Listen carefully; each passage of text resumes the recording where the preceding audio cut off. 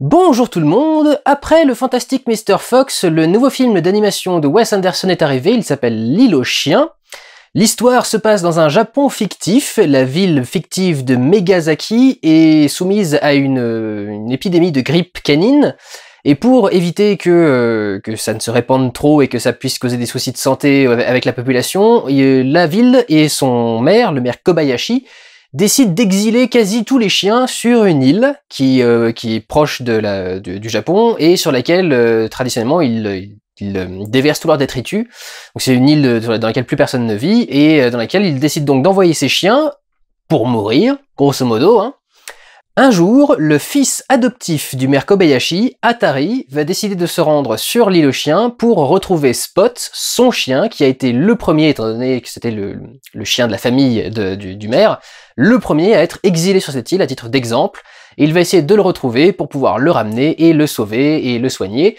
Et ce faisant, il va rencontrer un groupe de 5 chiens menés par Chief, interprété par Bryan Cranston dans la version originale, qui vont l'aider à le retrouver et également découvrir une sorte de complot qui vise la ville de Megazaki et le destin des chiens qui sont parqués sur l'île. Le film est un peu barré, évidemment, c'est du Wes Anderson et ça se sent que c'est du Wes Anderson, je veux dire dans le moindre plan de caméra, dans tout, y compris dans le scénario. C'est très bien écrit. Il y a surtout un humour qui marche vachement bien. Je m'attendais pas à rire autant, en fait, devant le film, mais il y a vraiment un humour qui est très très bon et qui est très efficace. Souvent basé sur le dialogue, mais aussi sur le rythme. Et vraiment, généralement, très très bien géré, quoi. Donc c'est vrai que je m'attendais pas à rigoler autant devant le film, mais ça marche extrêmement bien. Ce qui est le plus visible dans cette histoire, ça reste le respect, l'admiration de Wes Anderson pour l'univers japonais. Alors, genre, j'ai du mal à voir le mélange chien et Japon, mais il y a clairement énormément de clins d'œil au cinéma japonais, qui justement est un peu comme le cinéma de Wes Anderson, qui est très, surtout avec le film de Kurosawa par exemple, qui est très cadré, très centré, où les personnages sont très stoïques et bien placés dans une position précise dans l'image, et la position a un rapport avec leur état d'esprit dans la scène, etc., etc. Donc il y a beaucoup d'allusions à ça, mais qui sont aussi présentes dans le style de base de Wes Anderson. Il y a énormément d'allusions au théâtre kabuki, il y a des allusions à la culture générale du Japon, historique. Ils font souvent référence au haïku également. C'est vrai qu'il y a une vraie admiration, je pense, de l'environnement japonais et de la culture japonaise, qui se voit aussi d'ailleurs dans les décors et dans tout ce que le film crée. Ils ont dit, alors j'ai vu ça dans le dossier de presse, j'aurais pas deviné le truc tout seul face au film.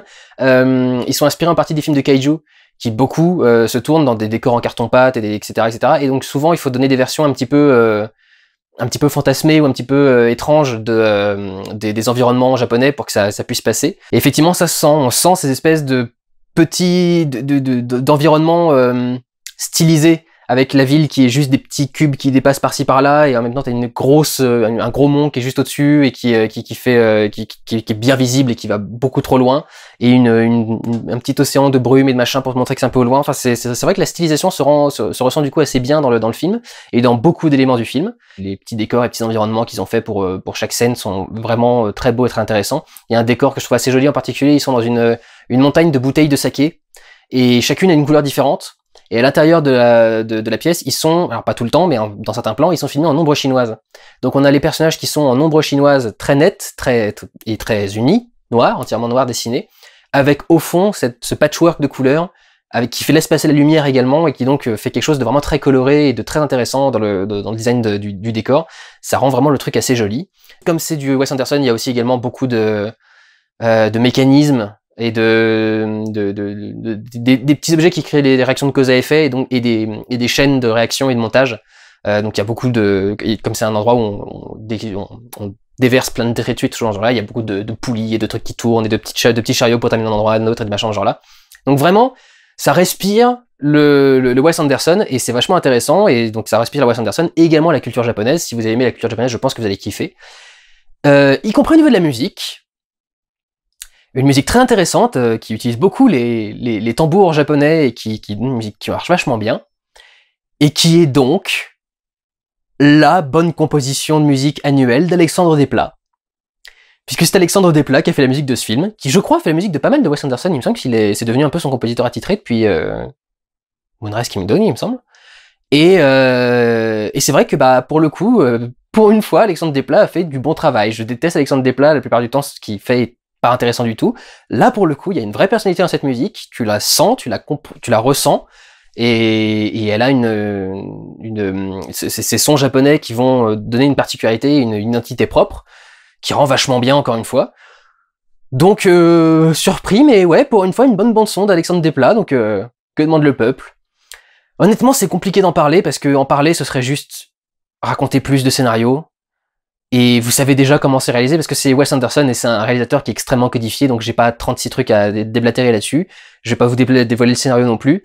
Plusieurs de ces gimmicks reviennent, ces gimmicks visuels, enfin les split screen, les travelling latéraux de caméra, ou les travelling avant ou arrière de caméra, de sa façon de composer très symétrique, très centrée, très cadrée, où chaque personnage a une place précise à avoir dans le cadre, etc., etc. On va retrouver évidemment un personnage qui a un mur de photos et de plans et de machins et de notes avec des ficelles qui relient tous les trucs, etc. Parce qu'il y en a un dans chaque film de Wes Anderson.